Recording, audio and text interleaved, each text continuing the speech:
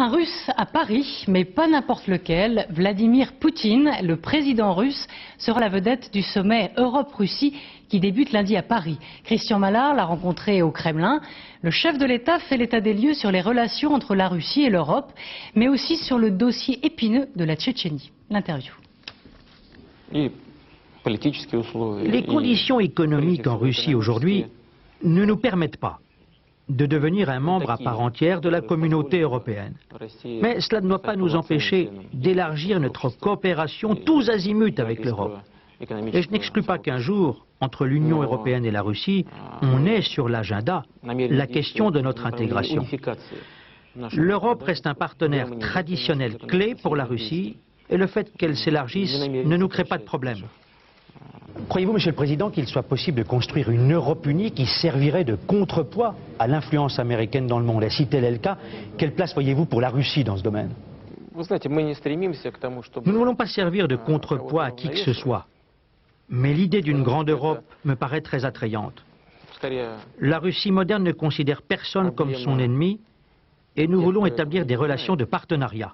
Après la récente arrivée au pouvoir en Serbie du président Koštunica et le retrait provisoire de Milošević, comment voyez-vous l'avenir de ce pays, mais aussi celui des Balkans? Nous sommes satisfaits des conditions visant à sortir la Yougoslavie de son isolement. Nous souhaitons un processus de rétablissement politique et économique efficace et rapide. Et il serait juste que les pays de l'OTAN payent l'essentiel des frais de reconstruction, vu les dégâts que leur action militaire a causés. Nous souhaitons voir la Yougoslavie se développer en tant qu'État démocratique.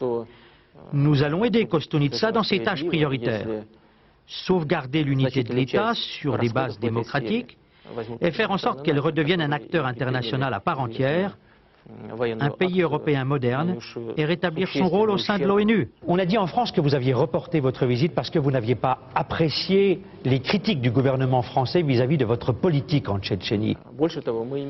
Vous savez, la situation à laquelle nous sommes confrontés, c'est-à-dire au terrorisme international, au fondamentalisme islamique, ne fait que se préciser au fil des ans.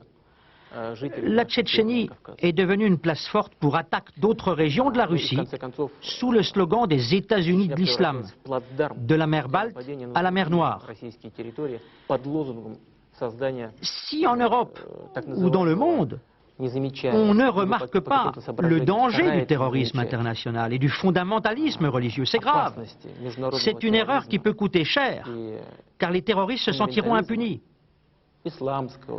Dans la guerre avec les Tchétchènes, on a parlé d'ambition impériale de la Russie, qui aurait voulu garder son contrôle sur ses territoires. En fait, la Russie, avec ses républiques voisines, a été victime d'une agression à laquelle nous n'avons fait que riposter de façon adéquate et équilibrée.